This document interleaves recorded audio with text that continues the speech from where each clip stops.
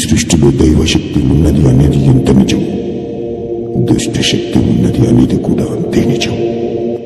ఓం నమో గరుడాయ నమః.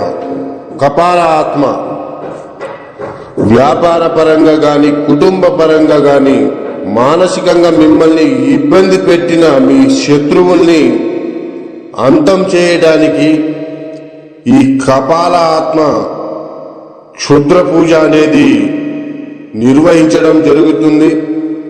అలాగే మా ఇబ్బంది పెట్టి మీ శత్రువుని అంతం చేయాలి అనుకుంటే మా యొక్క ఈ నెంబర్కి ఫోన్ చేయండి.